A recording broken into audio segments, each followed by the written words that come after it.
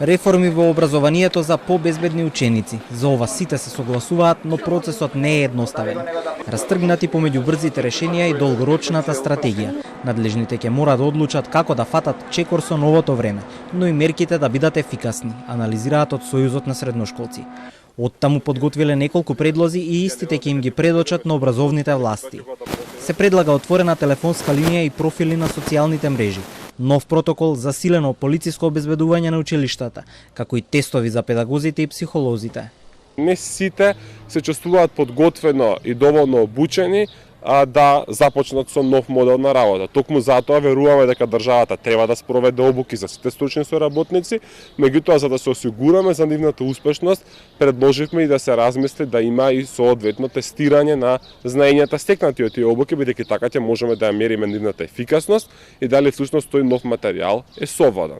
Вчера стручни лица, педагози, психолози, социолози, заедно со министерот за образование седнаа на состанок. Поразговараа како да се подобри безбедноста во училиште и како да се справиме со меѓуврсничкото насилство. Овој проблем постои и тоа е констатирано, но малку се зборува. Табуата постојат и стравот од стигматизација се уште е силен. Не сме свесни се што се случува на терен. Стравот и традиционализмот и страмот дека ако бидам јас, ако побарам ќе бидам обележан, да не ги стигматизираме веќе. Имавме, верувајте, примери каде што ни вели родителот, не, моето дете не е предмет, а знаеме детето какви последици има. Зошто? Затоа што вели, па кој утре ќе стапи во брак со неа.